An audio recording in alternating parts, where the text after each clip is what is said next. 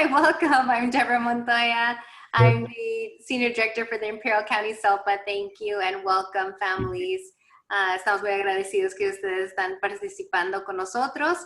Y por favor de indicar español para que usted pueda escuchar la intérprete si ocupa traducción. Gracias.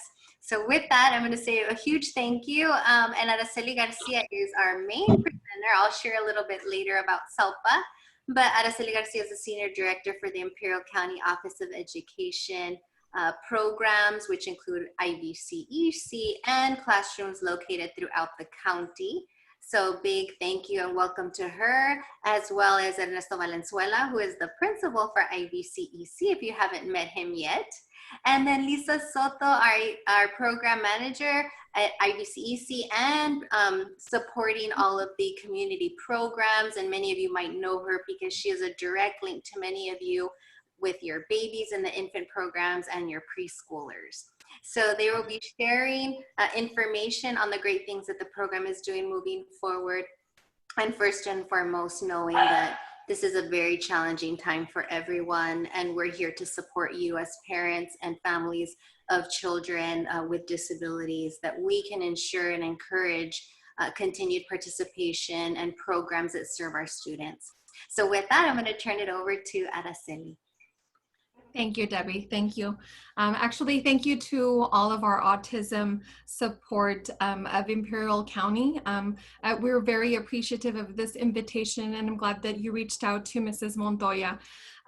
Just know that we have missed you all. We've missed our students tremendously, and we're hoping to see you guys back soon, we hope, because again, we have missed you all very, very much.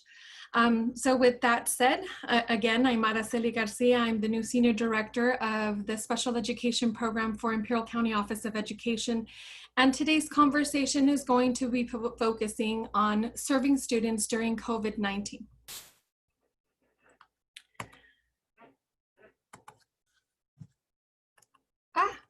Sorry. Okay, here we go. All right, so I'll start with our mission here at ICOE. Our mission focuses on improving the quality of life in our community by promoting strong families and students who are prepared for life, college, and career. Our mission within our program here in special ed is that we're dedicated to the continued efforts of ensuring that our students receive a quality education that focuses on academic skills, independent living skills, effective communication skills, and appropriate social, emotional, behavioral skills. And it is all done by the collaborative effort of everyone who is involved. This includes you as parents, all of our teachers, our speech and language pathologists, our school psychologists, our school nurses, all of us as administrators, and all of our school support, which includes all of our paras. So thanks to everyone's support and everyone working together, we're able to provide a quality educational program for all of our students. So if I take you back to the school year 2019-2020, this is what we called our normal. Back then, we were able to come to school. Students were present in our classrooms. They were learning alongside with teachers in the classroom, and they were learning together with peers, participating in activities, participating in clubs. Just what we considered, again, normal. That was back then in 2019. But then come across March, we were faced with or impacted by COVID-19.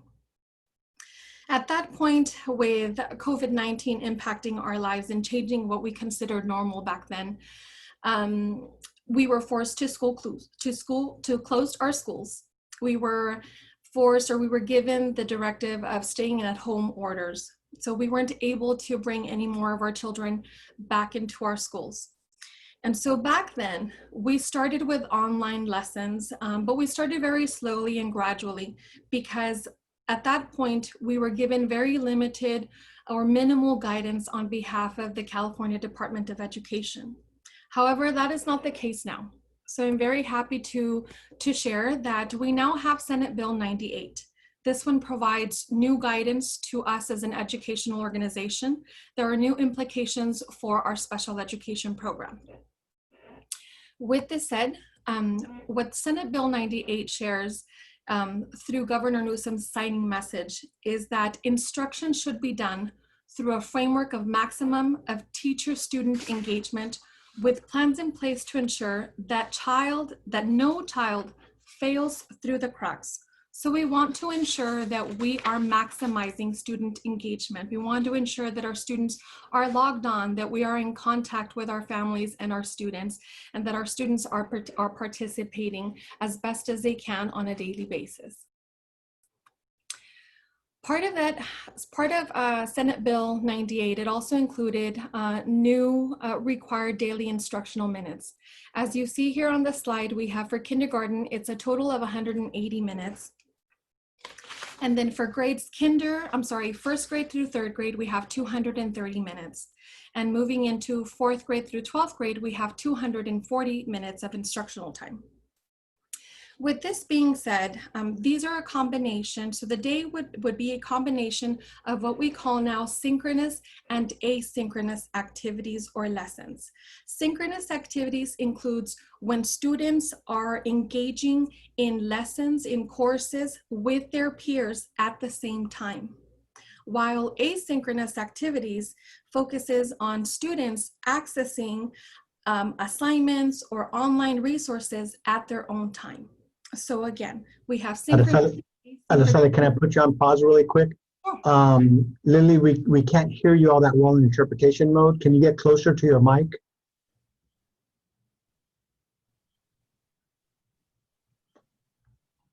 Okay, Lily, really quick, can you just do a test to see if we can hear you better? Yes, we can hear you better now. Perfect. Okay, sorry about that. We were having difficulties hearing Lily in interpretation mode. That's okay. So, That's okay. well, we have a pause right now. Debbie, if you can just reiterate the interpretation mode feature, if you don't mind taking off mute and letting everybody know. Sure. Padres de familia que ocupan intérprete, por favor de indicar en la área donde dice inglés o español, si oprime español, puede escuchar la intérprete Lilio Rodríguez, mientras que la directora Araceli García está explicando lo que vea en pantalla. Gracias. Thank you. Okay. You tell me, Mr. Okay. Do you want me to repeat this slide? If you want to go ahead and repeat this slide, yeah, that'd be great. Sure. Okay, so part of Senate Bill provided the following required daily instructional minutes. And so for kindergarten, we have 180 minutes. For grades 1st through 3rd grade, we have 230 minutes. And for grades 4th through 12th grade is 240 minutes. But this can be offered either synchronous or asynchronous. You'll often get to hear now these new terms that we've been sharing as far as synchronous and asynchronous, and because it's how we're working with our students either online and offline. So synchronous is when we're working with students online and we have students engaging our lessons with their peers at the same time. While asynchronous activities is where students are accessing any online resources or they're completing assignments at their own time.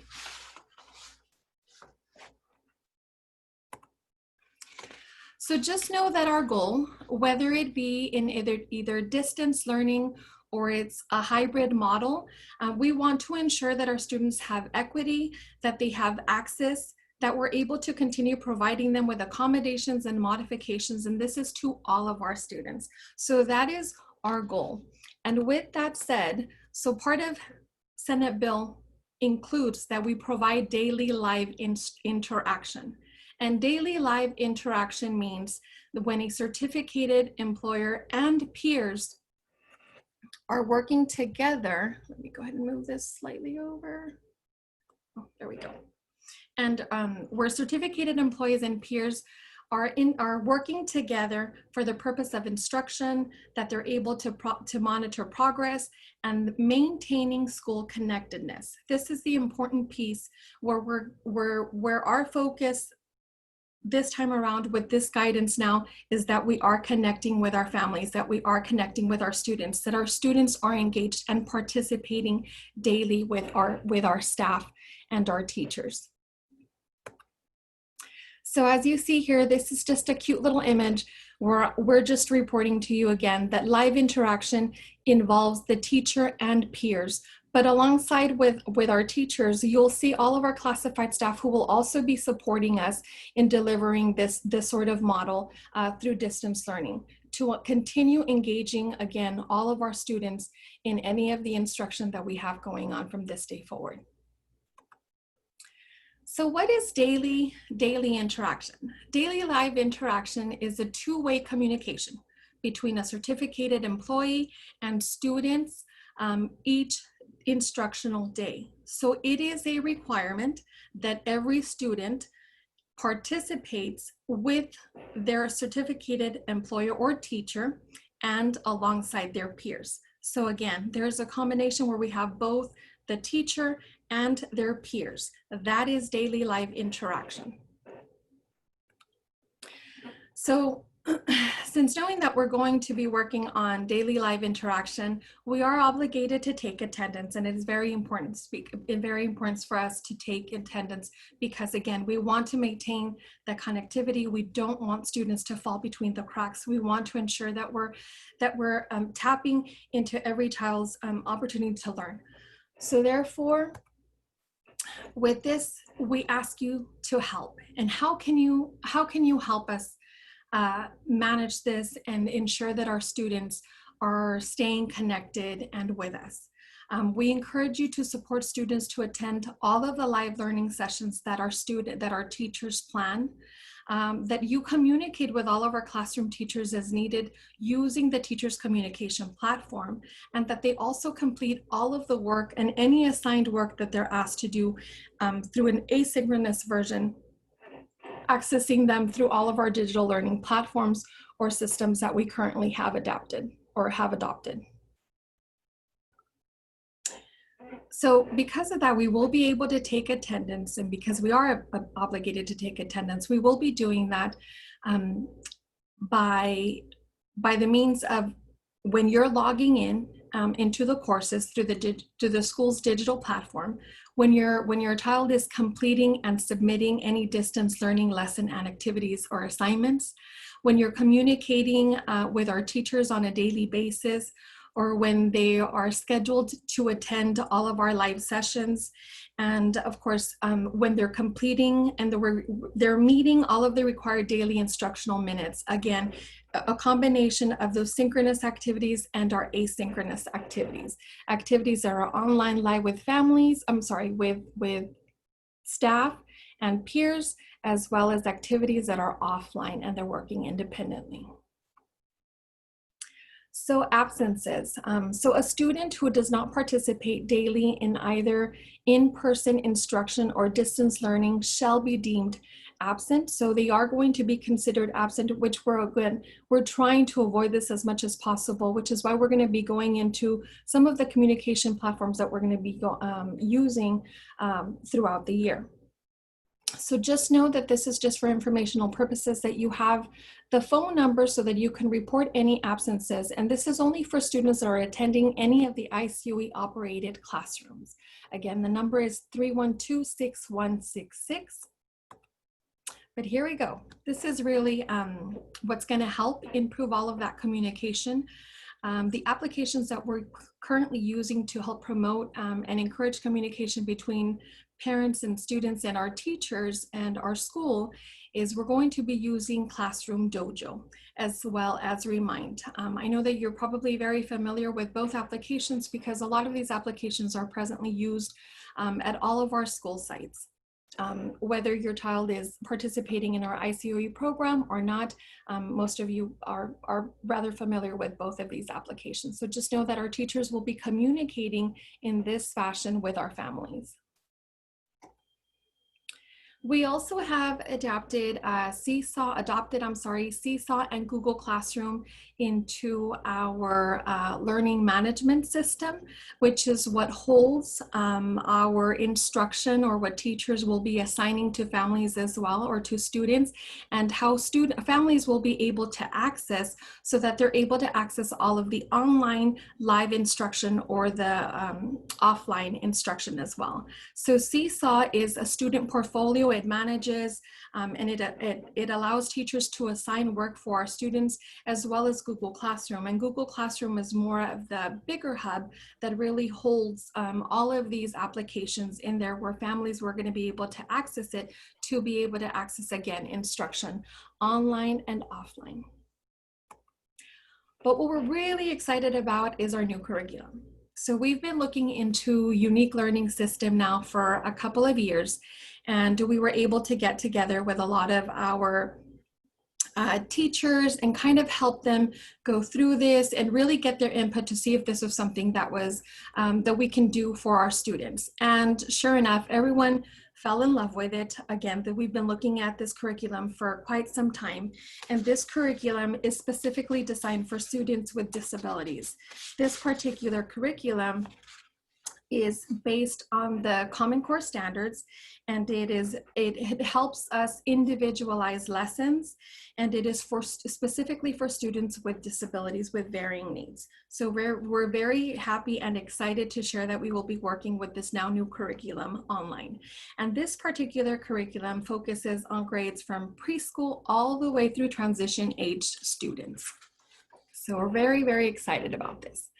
So in this next slide, what we're going to do is I'm going to go ahead and share a video, and this video will explain or will highlight what you will see as a parent on your end and what students will see on their end, and how our teachers are going to be managing this curriculum to be able to provide instruction during distance learning.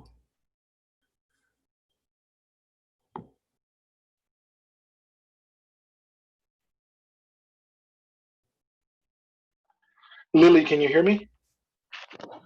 Can you please get closer to the mic? We're having a very hard time listening to you in Spanish. Okay. You guys let me know if I'm ready to move into the video. I should start it. Can you hear me now?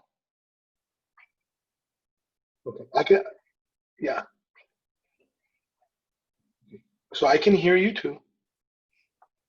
Okay, so at this pace, I think right there, and when you're translating right about where you are now, it'll be a good place, okay? Thank you, Lily. Do I need to go back, or do I start with the video?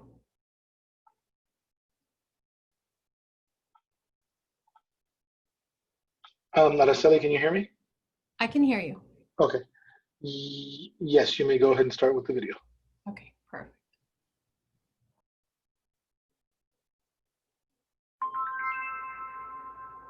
Can you hear the video? Welcome to Unique Learning System. In the following videos, you will learn the basics needed to get started with your subscriptions. Let's start with an overview. Unique Learning System provides comprehensive, standards-based access to the general education curriculum for students with diverse learning needs. Lessons and activities aligned to your state's general and extended standards in all core subjects. This applies to students with diverse learning needs in preschool through high school and transition. All 6 grade bands also address transitional standards. Students interact with age-appropriate differentiated materials designed to meet their instructional needs. These materials allow all students in your classroom to take part in the same standards-based lessons and activities. With Unique Learning System, planning ahead is easy. Thematic social studies and science units provide daily access to the majority of your state's English language arts and math standards. In addition, the middle school and high school bands offer courses covering a majority of targeted... I can barely hear you, Lily. Standards. Can you talk a little bit louder? Each unit becomes available 1 month early and stays online for 2 months, giving you plenty of time to plan and implement materials in your classroom. Mm-hmm. Detailed lesson plans include targets that align to your extended standards for each lesson. Let me see how we want to proceed with that. The interactive lessons combined with touch technology and are accessible on a variety of platforms, including Tell me if there's a need for me tablets, to stop and the video. And with the teacher dashboard, you're able to take charge of your day from one convenient place. By creating a My Plan through the dashboard, you will order activity content based on your daily schedule. Launch lessons right from your dashboard. Automate the order and appearance of your students' views. and create individualized plans for students who don't follow your main classroom schedule. Plus, when you need to report which standards you cover, you can do so with the press of a button. Give assessments Yes, I can hear you. to your students using the GPS tracking and data tools, which assist in identifying student, classroom, and program goals. Now you spend less time planning and more time focusing on your classroom. Join me in the next video to learn more about the key components of Unique Learning System and how they will immediately enrich the lives of your students and learning in your classroom. Let's go.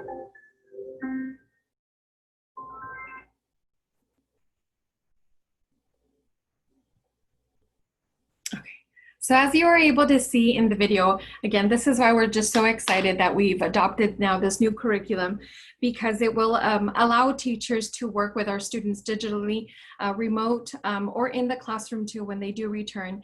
And they're going to be able to assign students their work where students will have their own individualized daily schedule, and it will help us monitor progress to how we're working on their goals and how goals are going to be based off of these lessons as well. So again, we're very, very excited to introduce this and beginning this program this school year.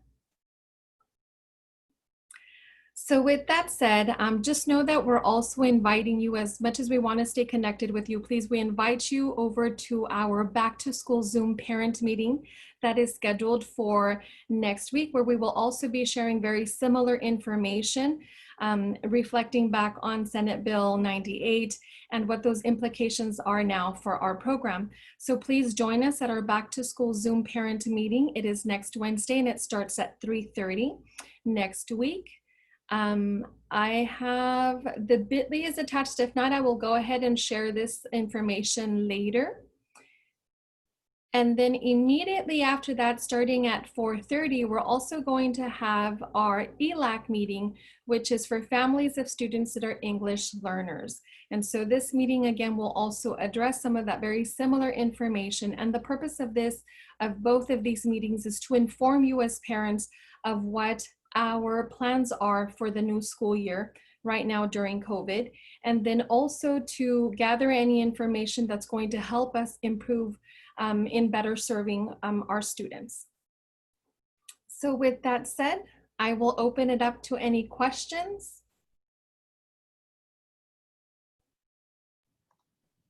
Araceli, do you want me to invite everybody in so they can actually verbally give you questions versus just typing it in on the chat or in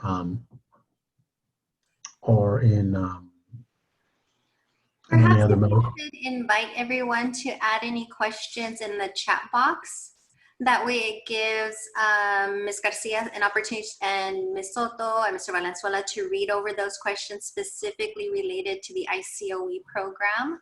And then I can continue with a little bit more information, and then maybe at that point when I'm done, we can have everybody join in and unmute if we need to. All right, sounds good. Okay. That sounds fine. Okay. That way you have the opportunity to go through the questions. Okay. So Araceli, if you want to go ahead and advance the slide for me. Okay, sure. Thank you. Thank you, Araceli. I really appreciate that. I know that the parents of the ICOE program will be in good hands with the three of you supporting and assisting. And again, I think this change in distance learning has been quite a change, and has been, you know, rather complicated and challenging for everyone, both the ICOE program as well as our respective districts, as many of our teachers have gone through much professional development and have done the very best that they can ever since school closures in March. I absolutely want to commend all of the teachers and the staff, not only in the ICOE program, but throughout our districts, and all of the parents, including yourselves that are on this call today, that have worked so hard to assist and support your child in every way that you can so that they can continue to learn, continue to make progress. So here at the Imperial County SELPA, we work in support of all districts to ensure that students continue to receive programs, and that as we continue in distance learning, there are opportunities to deepen and enhance that learning. And SB 98, as Araceli or Ms. Garcia explained, helps us really ensure and codify and work more deeply with our students. We have many more parameters and instructions that have been provided to us now by the California Department of Education, which was something we needed as educators to ensure that we were doing right by our students, as we always want to continue to serve. So Araceli, if you can move to the next slide. Thank you. So in our SELPA program, and it's not just myself, I have a team of professionals that work and support all of our districts throughout our county, including the ICOE special education program for students with moderate and severe disabilities. And our program specifically, we work to not only support families, teachers, administrators. So please know that we are here in support of all families of students with disabilities, as well as all staff members throughout the districts. I do have our website linked there if you want to copy that down, because we do have resources on our website that I'll talk about a little bit later. But please know we have a team of behavioral specialists that are there to support you, staff that focuses on English language learners with disabilities. We have lots of support staff, early interventionist, transition specialists for students that are 16 and over, our adaptive PE specialist, and then many of you know our occupational therapists as well. And we do work together to help, support, guide, or at least help you to know where to call for additional resources as well. And we continue to work. We've worked throughout the pandemic.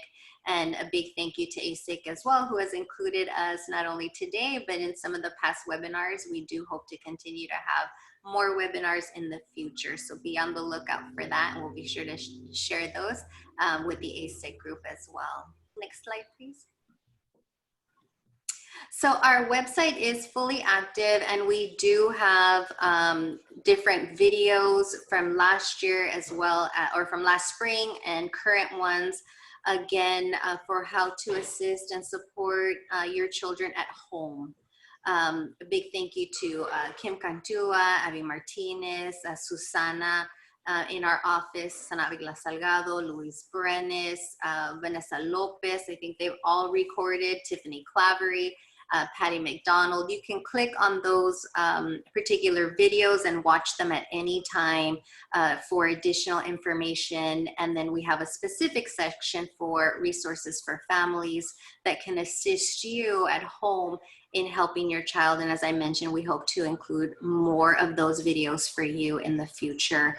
And again, here to help. If there's any specific topics, please let James know, and he'll let us know. We're here to help. Next slide, please. Really quick, Demo has put in those links on the chat. So if you want to quickly look at the chat when you have a moment, you don't need to look at it right now. But the links for the meeting that you're having on the 26th are there, as well as links to SELPA and IBCEC. Thank you. Thank you. Thank you. So I have this slide included because I have received questions from parents about what happens to IEPs during school closures. So although the school physical buildings are closed, you know that we are all still open and working and here to serve students and families. So as I say that, all of the IEPs continue. So at any time, you may be called by a teacher, by an administrator saying it's time for that annual IEP. In addition, if you have questions or concerns, always reach out to your program's manager, district director. If your child's not in the ICOE program but participating in one of the district programs, their special education directors and their staff, of course, are continuing to work and holding IEPs. You can always, just like you did before, if you had a question or concern and you wanted to ask for an IEP, you're always able to do that as well. However, I do have to say, next slide, that IEPs look a little bit different than they were before. So before, we would sit together in a conference room, have a discussion face-to-face, which is always great because we love to have that face-to-face interaction with you. And now face-to-face is more like this on video platforms. So IEP's made a transition. So since March and all the way till now, we will continue to have IEP meetings via Zoom is mostly what I hear the preferred video conferencing system. Although there are some districts who do use Google Meet. So that's that green icon on the side. Many of you are familiar with Zoom just as we're participating here today. But also know that you can participate via Zoom on your phone. You don't have to be obligated to turn your camera on. It's always nice to see you, interact with you, but you could, use audio only if that's your choice.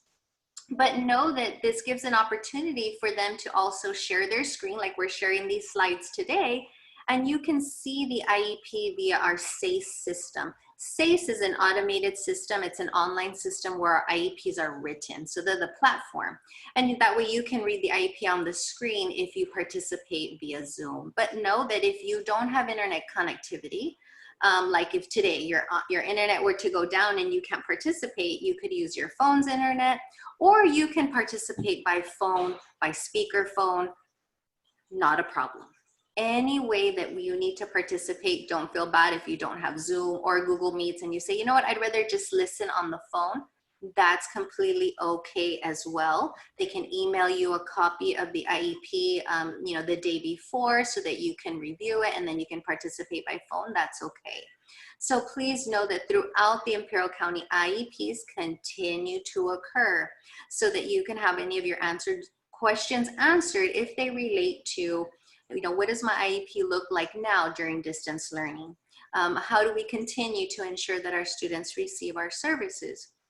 So know that your IEPs continue to be intact as part of this process. Again, we hope, ever so hopeful and prayerful, that we will be back together in schools and that things will be back to normal. But we understand that there are some challenges right now during our stay-at-home orders. So do know that you will get a call to have an IEP if it's that time. Next slide, please. So having said that, I do have to say some positive. I think it's very positive. As of last week, our Imperial County Health Department health officer did give all of our districts, all of our county, permission to begin conducting in-person assessments.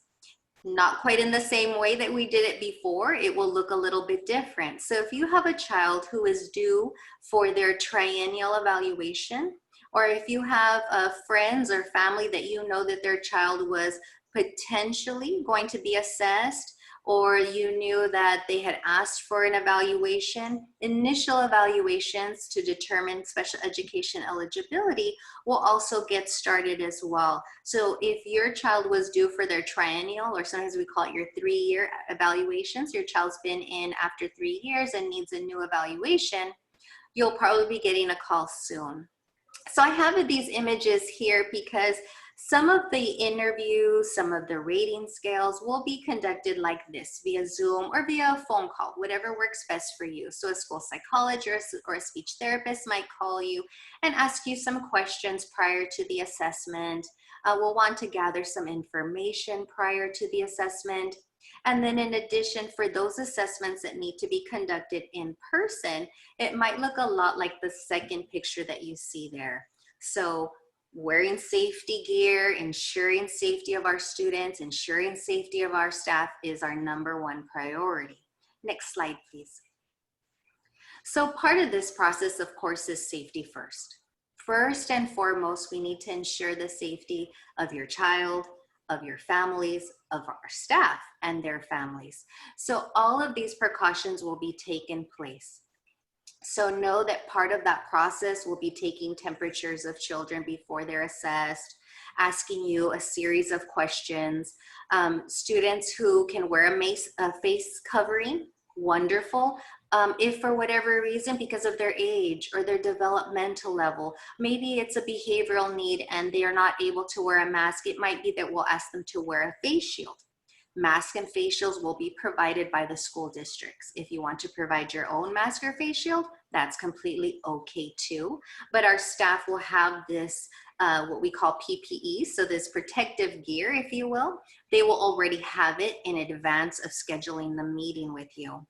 Where you might also know that we're having partitions brought in, much like you see there in the images, just to ensure in other situations where maybe being far away from each other won't give us the same results. We might need a partition so we can sit closer to each other during an assessment, but have something to a little barrier there again for safety and protection.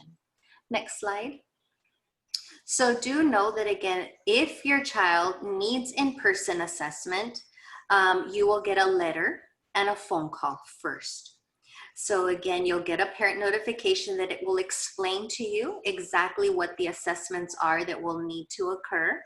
And again, it will be very limited time frame, by appointment only, because there is an assessment protocol. So the school psychologist, the occupational therapist, the speech therapist, whomever is conducting that evaluation will go through a series of steps. Ask you questions such as, has your child had a fever or any of the symptoms associated with COVID-19? If you say no, wonderful, they can move forward with assessment. If you say yes, however, they may need to postpone the assessment to another time. Always know that as a parent, it is your right, and we understand that you may not feel comfortable with conducting an assessment. Please let your assessor know that as well. The parent notification that will be sent to you will say, yes, I provide my consent, or no, I do not provide my consent, and that you're willing to wait. However, we know that assessments are an integral part of the special education process so that we can best plan for services for your child. So having said that, again, the health department has given the Imperial County permission to move forward with in-person assessments. So it's on a one-to-one basis by appointment only, and it's very restricted because it's a 1-2 time event. It's not ongoing. So again, it limits contact and it limits, again, and ensures safety. So know that part of that process is a full disinfecting of instruments. So in between students, the assessors will have to fully clean and sanitize all of the surfaces, all of the materials used with your child, again, to ensure safety of your students, your families, and staff. So having said that, that was just the newest information we wanted to share with you. In addition, again, as I mentioned, and some of you may have participated in these seminars, but know that they are recorded and they're available on our website. And do know that the titles that were specifically for parents of children with autism, those when you click on the button, they are in English and in Spanish. So the video contains both languages in those modules. Next slide. So at this point, it would be great to entertain any questions that you have regarding, the start of school, what services might look like, and or about assessments. So we'll go ahead and stop there, and I'll check the chat as well. I'm going to stop sharing, James. Mr. Gonzalez, would that make it easier? Do you want me to invite everybody in so that way they can, or would you just prefer them to use the chat? I saw one that they were asking when Chromebooks were going to be assigned. Yes. Yes, so we're presently working on reconfiguring all of the devices that we have received. It is going to take us a couple of weeks here to get us all started, but we are working on that. Actually, I have to give a thankful, be very thankful with our supporting districts, because our districts have also contributed to that. They've also provided a couple of devices, and that is, again, what is holding us back just a little bit, is just reconfiguring all of our devices. But we are working on assigning every child who requests a need for a device. So just know that that's going to take us a while, but we will be reaching out to you once we're ready. And that would be the same for the district program. So if your child is not in an ICOE operated program, please make sure you're reaching out to your school site where your child would typically attend to determine when and how you can pick up a Chromebook and a device from your district. I do see one of the questions in the chat box. Hi, Miss Wendy from San Diego Regional Center. Thank you for joining us today. Her question is, what is the process for families to request evaluations?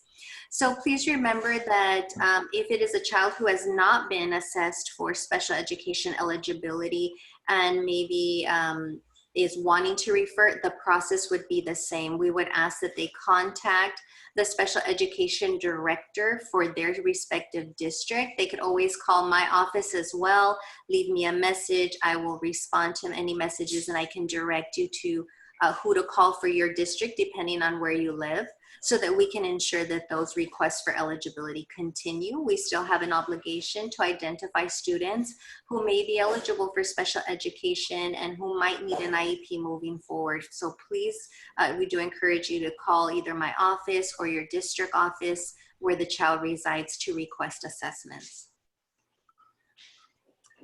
And if I may just go ahead and share regarding the devices, I just want to make sure that I inform all parents that they are in contact with teachers and communicate that need for a device with our teachers, because our teachers do have a live form presently where they are inputting all of the students' information that we will be able to later on as office use be able to log into and find out who is requesting a device.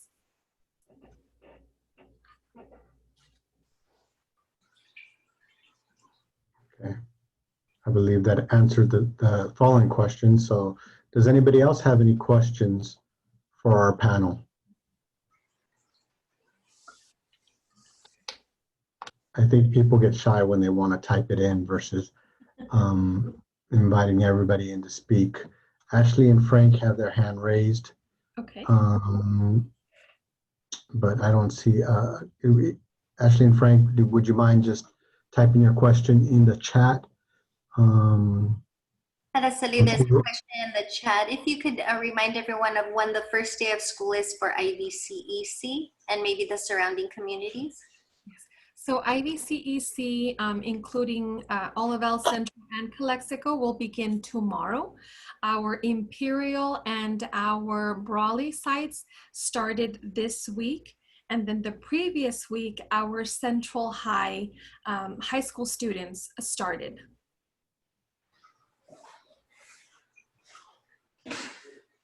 And Araceli, I think this question might be for you as well. Can students still be added to the meal lunch program? So yes, so we weren't aware of the meal forms until parents started reaching out. So if you do have it, if you do want the form, please reach out to your teacher. Your actual teacher is actually receiving them from the school site, and the school site is actually responsible for disseminating that form. So if you do request that form, request it from your teacher, and your teacher will be able to provide it. If we're able to do it on our end, which we can, we just don't have all of the forms from all of the districts. We're able to share those out to you as well. Okay, that question from Ashley and Frank is actually in the Q&A. If we have two kiddos who are supposed to be in a Zoom at the same time, but only have one tablet in the house, how are we supposed to make sure they're getting their class? Oh, yes, I know that's why we're working tirelessly on ensuring that we do have our devices. Please reach out. That one, I would encourage you to please reach out to us just to make sure that we're able to at least either loan one from the classroom if we have one available from the classroom. So if those parents can reach out to us, if they are ICOE parents, I do encourage them to reach out to either Ernesto, Lisa, or myself with that particular case. Araceli? Yes. I just wanted to clarify. Thank you, Ernesto, for letting me know. So I think by accident you said tomorrow, classes at IVCEC. Oh, I'm sorry, the 24th. It's the 24th on Monday. We don't want to alarm anyone. School starts on Monday for, I think it's all Central School District, Calexico, and IVCEC. That's correct. Yes. Thank you. Yes. Okay, there's a question there from Guadalupe. You see that there, Debbie? Yes, okay, I'll take that question. There's a question regarding evaluations. Thank you, Guadalupe. It says, my youngest needs to get evaluated. So if your child has not yet been evaluated and there was a referral for evaluation, in-person assessments will be occurring. So the school psychologist or speech therapist will be contacting parents that were on the list to be evaluated. So it will be in person. Again, once all of the protective gear, most have already ordered all of the protective gear. They'll contact you to schedule a specific appointment, let you know more or less how long the appointment will take, because they will need parents to be on standby to drop off the child, pick up the child. If the child's very young, so I think you're saying kindergarten, they may ask you to stay as well. So please, if you have questions though, and your child, I'm not sure what program your child is in, but mains, I'm thinking Calexico. So if in the ICOE program, you might want to call Ms. Garcia, Mr. Valenzuela, or Ms. Soto. Or if the child is in a district related program, you could always call the district director. In Calexico, it would be Mr. Price. There's also a question there. I think the next one was from SH. I think Ashley and Frank we covered already. Then you go down to SH. It says, how about okay. Ms. question? Maybe Lisa. When does IVCEC preschool start? And when they might hear from preschool teachers. Yes, I added it on the chat. IVCEC preschool also starts Monday the 24th, and you should be hearing from the teacher no later than Monday morning. So they'll be contacting each family just to go over the expectations, the schedules, and any questions that you might have. There's a question regarding one-to-one services, and I think this is related to a child in the ICOE program. Araceli, how you want to speak a little bit to that? Sure. So that'll be part of the instructional time that they will be receiving throughout the day. The teacher will be able to schedule some time for individual support, but that will look different throughout the day. So the expectation is that our teachers meet with all of our students, if students are able to join us, and then all of our staff will be included on there. And then you will also see some parts of the day where the staff will be working in smaller groups with our students as well. And then there will be also some slots in the day where staff will be working with students individually. And that's true for many of the district programs also, where the instructional assistants, behavioral assistants, the paraprofessionals will be also logging in with the teacher, and potentially separately for students who need more support. They'll have separate time and time to maybe review, clarify any of the particular things that they're working on or they need more support. Also know that in many other programs, not only the ICOE program, but in district programs, there will also be opportunities to continue to receive manipulatives, packets, things that your child needs depending on the level of support that the child needs. So in addition to the continued distance learning through this modality, there will also be other formats because we understand that students have very different needs. So we'd want to continue that and encourage parents to let your teachers know where more support is potentially needed or in different modalities. Also know that we understand completely that students have different needs, and there may be times when they're able to fully sit and engage as we are today, but there'll be times where they need to stand up, where they need to sit on the floor, where they need to wiggle around and move, and that's okay too. What our real goal is to ensure that students are listening and participating as best that they can.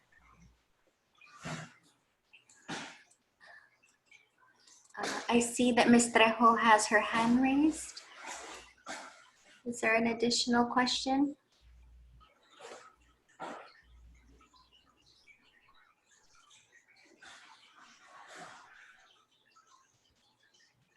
¿Cualquier otra pregunta?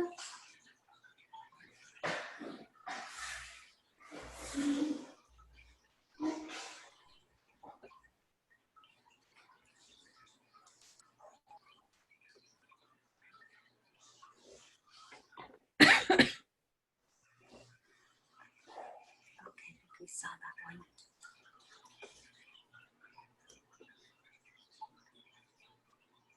There's a question for the ICOE program. Are ICOE classrooms doing a breakout during sessions? Yes. So part of that instructional day will entail some breakout sessions too. So like I said, when they're going to be working with their paraprofessionals, that'll be done through breakout sessions when they're running and facilitating smaller groups.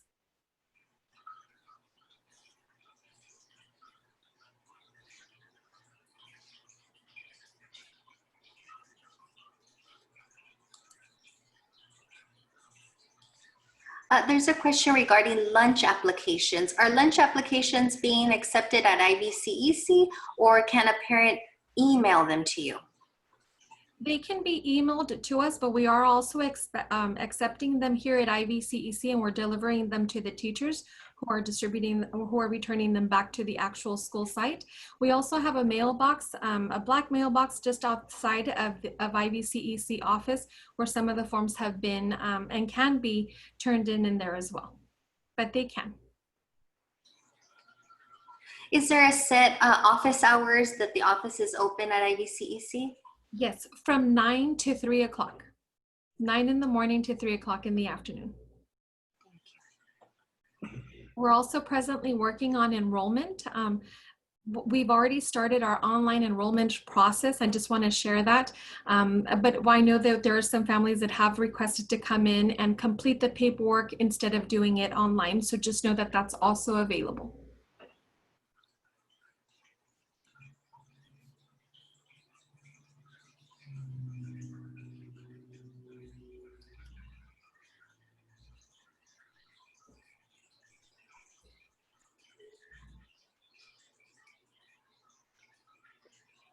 Another question for the ICOE program. So if a parent has multiple children in the program or in programs and they need the parent to be right with them, the parent's question is, so if multiple children have sessions at the same time, will there be a Zoom session at another time or another opportunity? Oh, it really just depends on the teacher's schedule. My encouragement to you is we just encourage you to try to see how we're best able to accommodate them. And I think that if you were to have these conversations with teachers as well, just try to see how creative we can all be and get to be able to serve the students. So again, so it may not be with the teacher, but maybe some of those live interactions might come with the staff, depending on teachers' schedules or the individual support too.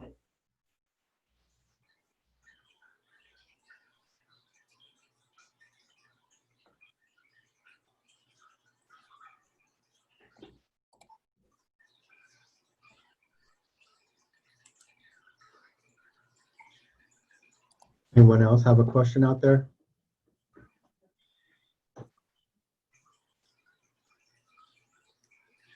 There's a question. Is SELPA going to assist my child going to SDC class? I'm not quite sure if I understood the question, but I'll give it a try. So our intent, of course, is that we're hopeful that the Imperial County will be off the watch list soon. At this point in time, all districts, all classes, all services are in the home.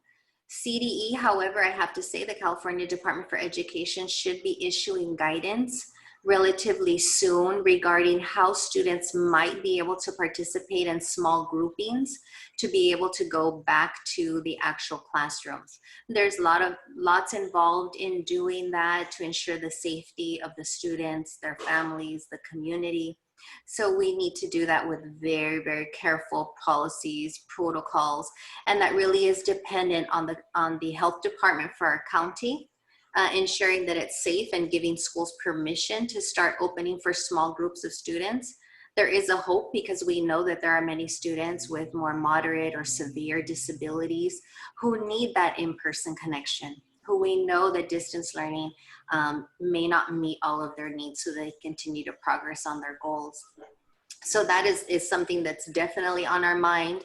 I can say that SELPA, in addition to the districts, the superintendents, are actively talking about how can we get kids back on campus.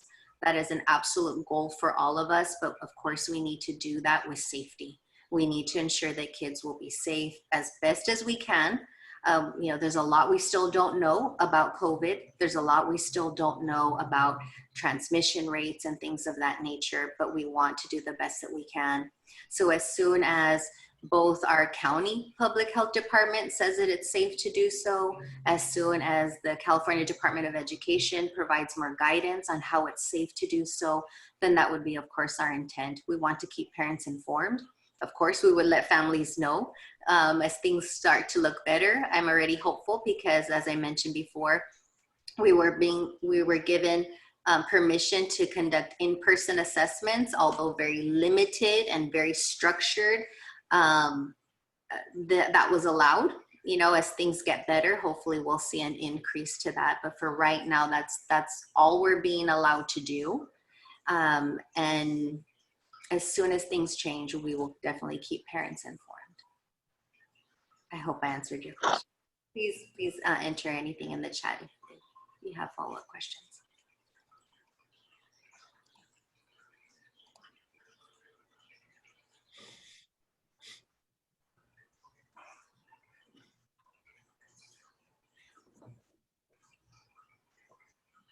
Oh, I see. I just saw a question about, and I'm sorry, Mr. Chapa, maybe I was off. Perhaps that was also a question about, can my child attend a district program?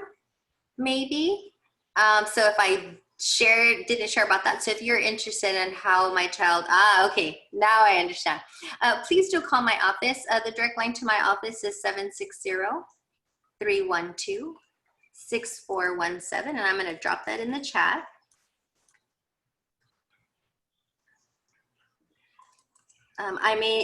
Please do leave a message, and then I try to return messages within about 24 hours of having received your message, because I need to know a little bit more about your child, the specific needs of your child, and how maybe I can help facilitate an IEP.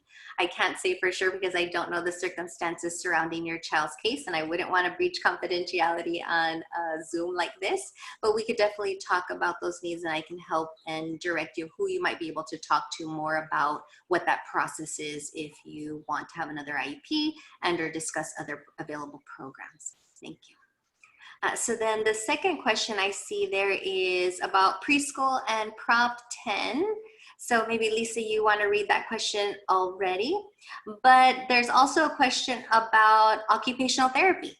So again, if your child's in the preschool program and you are working with Mrs. Soto regarding preschool, do know that we are also still accepting referrals for occupational therapy. Our occupational therapist is Patty McDonald, and she is providing services as well to students who are eligible for OT. And she is also gearing up to get started to call parents for conducting in-person assessments. So if there is a need, please talk to your IEP team. If that referral seems appropriate, then the referral will come to our occupational therapist for assessment and an assessment plan. Yes, Rosella, I recommend after she gets started, there's going to be some collaboration between the school district, which is your daughter's school district, the case managers of the IEP, and also the teacher for the Prop 10 preschool. So once they discuss, the issues that she is having in regards to fine motor, the school district can go ahead and make the referral to the occupational therapist, and that assessment process will begin. I saw a question in the Q&A. Thank you, Ms. Soto. There's also a question about, can a parent request homeschool due to my daughter's severe allergies? So I'm not sure if the student's in the ICOE program or a district program, but what I can say is either way, all students with and without disabilities during this era of pandemic, for this particular school year, SB 98 does allow parents to have choice. So whether or not they have an underlying condition, there will be circumstances in which parents may feel that it's not safe to return to school. Every parent is entitled to have their own personal feelings and what they feel is best for their child. And we understand that, especially right now during COVID-19. So if you do feel, if any parent feels that there is a situation in which you're not comfortable or your child's unwell, or if there's a pre-existing condition, whatever that is, please call your district's administrator of special education or your school site's principal, your program manager, the teacher, and let them know and have a conversation about it, because that will be very important to talk about to ensure that this child continues to receive the services that they need, but they can continue through distance learning throughout the school year if that's necessary, even when kids come back to actual school when schools reopen. There's also a question in the chat regarding, is my child still going to receive speech? So do know that if your child has speech and language services in their IEP, they are absolutely entitled to continue to receive speech and language services. So do know that once school starts, typically by the second week of school, students have adjusted to instruction, have gotten ready, and they're ready to now start speech and language services. So you should hear from your child's speech therapist within that second week of school to start scheduling speech and language sessions, which might be part of this teacher's instructional day or minutes, or they'll let you know with a different link of where and how you will log in to your speech and language session. So please do expect a call from your speech therapist or the speech therapy assistant to schedule those appointments. If you don't hear from them after the second week, you may want to make contact again with an administrator to ensure those are scheduled.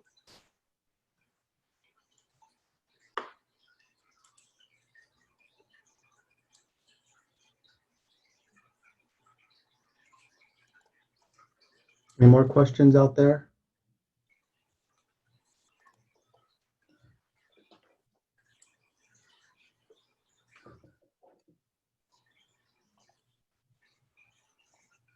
Ernesto, is that your water going on in the background? That's my fish tank. Sorry, friends. Oh, it's okay. He's got the waves going on back there. I kind of figured that's his little water tank background noise.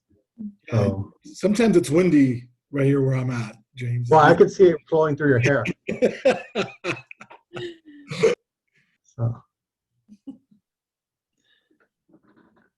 Going back to all seriousness, anybody else have any questions? I hope it was a soothing sound at least.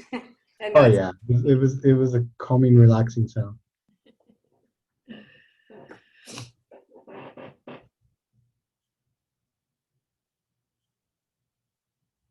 Okay. I see a question regarding RSP and speech. Absolutely. So if your child has an IEP, again, where they receive RSP services, so certain times of services and supports, know that all of that will continue as regular. So all students in ICOE programs, in district programs, you should be hearing from your child's RSP teacher, STC teacher, occupational therapist, speech therapist. Again, think of whatever is in your child's IEP, those services will continue. They may look slightly different because again, it will be potentially via Zoom. We'll also have opportunities for lessons that the child will do independently, videos potentially that they will watch independently, packets of material, manipulatives, whatever it is that your child needs. Again, do know that that is continuing through distance learning. What we hope that you will see is enhanced services than possibly what you saw in the spring, because that is what we've hoped. Lots of teachers have received continued training and instruction during the summer months and just before school, so that they would be more so prepared to ensure we can meet the needs of our students with disabilities.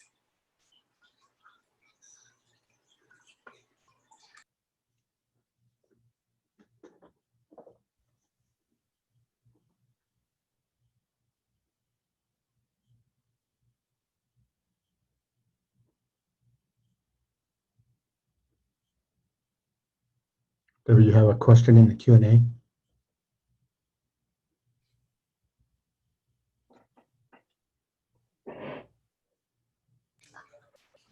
I see a question regarding speech and language services again.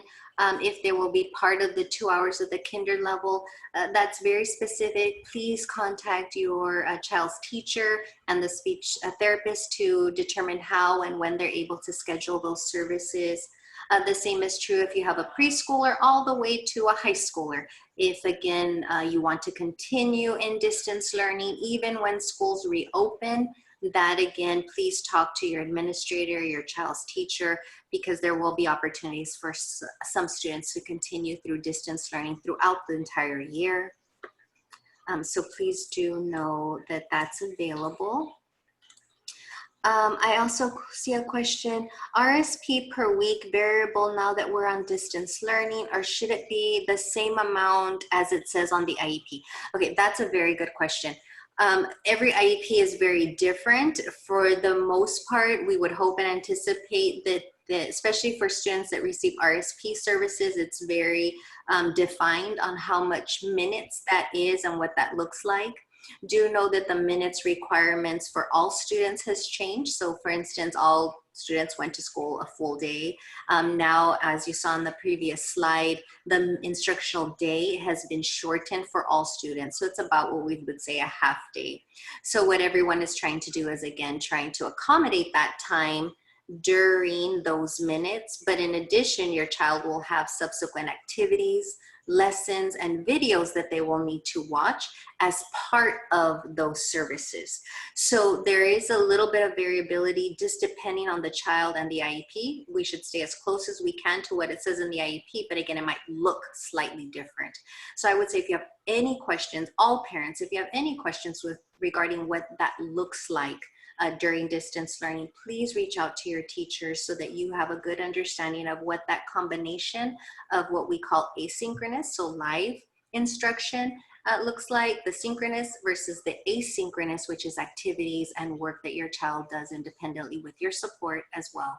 So again, having that balance so that students receive what they need, but are not having to sit in front of a computer all day long either. Because again, that's not conducive to learning or students as they grow and learn. So there has to be a balance there, but please talk to your teachers. That's very important.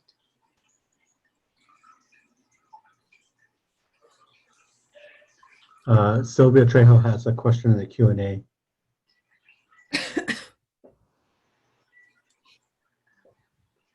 I think I answered that question regarding, so we wouldn't necessarily call it homeschool, but distance learning. So right now we are engaged in distance learning, or students are engaged in distance learning. And as I mentioned, that can continue throughout the school year if necessary. And again, that would be part of that IEP team process, to have a conversation of what that looks like and how the child can be supported.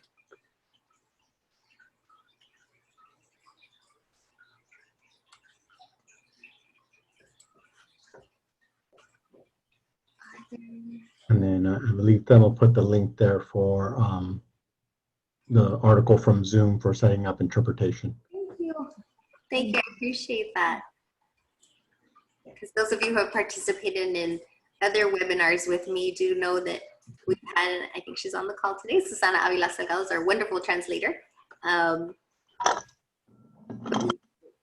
and half, and the meetings take twice as long. So I thank you, ASIC, for sharing that link. I'll definitely look into that. And then Ernesto or Lisa, if you guys want to type in our numbers too, in case any parents. Yeah, what you could do in the chat, obviously, Araceli, you should be able to open the chat now, I think. If not, I should. Is it okay to stop sharing so that I can open up the chat? Oh, sorry, there's one more question in the chat regarding RSP. So absolutely, know that that's part of the process moving forward when, again, throughout this pandemic of COVID-19, there will be scenarios where some students do return to school once it's safe. So once it's safe to do so, some students may return to school. Some students may continue through distance learning, because parents do have choice and need to inform the schools of that choice. So there may be situations where some students are in school while others continue with distance learning, and or both.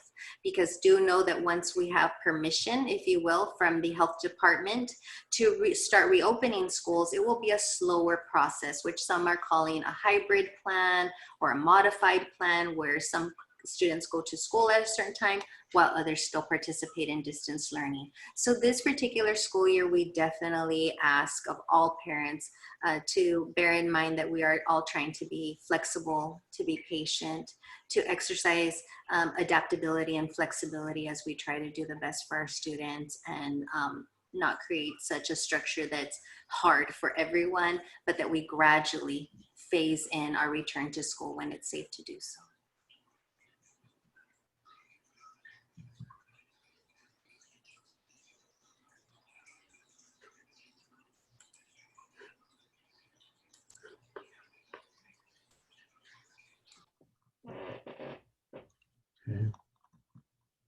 So there you should be able to join the chat now, Araceli.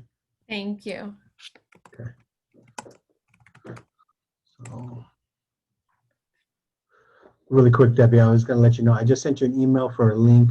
I don't know if you've gotten the desk shields yet at all, but I sent you a link from Home Depot. They do have them in stock at Home Depot, as well as you can order them online. $60 for a standing shield, so that way you don't necessarily have to put it together and take it apart. It's freestanding. I have a couple here at my office. So if you haven't purchased some yet, then those work great. And you're on mute, Debbie. Thank you for sharing that. I know that that's something that we have been purchasing and that the districts are also purchasing for their school psychologists, their speech therapists. I know we purchase for our occupational therapists, but we can always use more. So thank you. Because some vendors are also on back order. So that might also be a scenario where it might cause some delays, but we hope that districts will definitely start calling parents to schedule in-person assessments.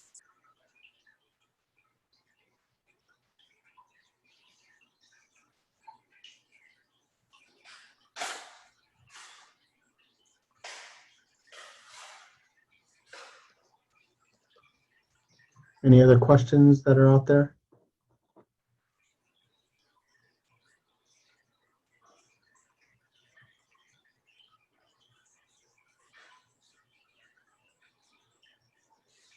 Anybody else with any other questions?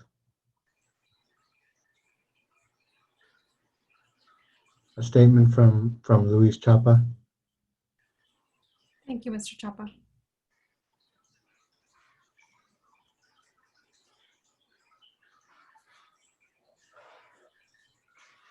You know, it might be helpful if we just drop our email in the chat box as well before parents start logging off. So my email is there, Deborah D. Montoya at ICOE.org.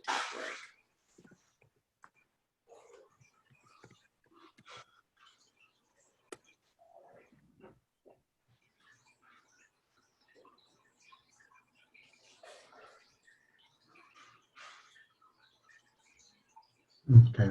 So having said that, nobody has any other questions. We're going to go ahead and I guess call it a day at this time. Do you have any other questions yourselves, ladies and gentlemen of our panel? I think we just wanted to thank you. Thank you for extending this invitation, and just know that we're here to support you and here to support our students. And again, we can't reiterate enough just how much we miss our kiddos, and we look forward to seeing them eventually in person, but at least for now via Zoom. Absolutely. Thank you so much again for the invitation and coordinating this meeting, James, ASIC of Imperial County, and thank you to the parents. We know that it has been equally challenging for you, and your continued support really is what helps our programs, our teachers, our students. The more that we can work together as teams, we'll get through this. I wish everyone health and wellness, and again, we hope to see you in person sooner than later. I think the only glitch that we had with this one with the interpretation is we probably need to get Lily a headset, or whoever's going to interpret an actual headset. I think we had a little disruption with the fact that she was using her mic, and I think listening from her speakers and using her mic kind of disrupted and was overpowering her actual her mic from listening to her. So that's something we can work to improve upon. Having said that, now it's time for the shameless plug. We'll be selling some specialty items for the month of October, which, as most of our ladies here know, as well as Ernesto, is Breast Cancer Awareness Month. We will be selling shirts, ladies V-necks, ladies shorts, baseball caps in the logo in pink and gray versus our logo in blue and gray to celebrate all our moms out there. We know they get the day of Mother's Day, but we know that our moms go a special step forward when it comes to all our kids, And not to say us dads don't do a fine job ourselves, but you know, I know sometimes it's moms do take that extra step, and we just want to make sure that we're showing our support in any way, shape, and form. So you'll see that pop out here soon as we start getting that inventory in. Like I said, the blue will all be pink, and I think you guys will like it. Just get a hold of us, and we'll once it arrives, we'll let you know the cost and everything else. We're selling those items pretty much at cost. It's not necessarily a fundraiser. And that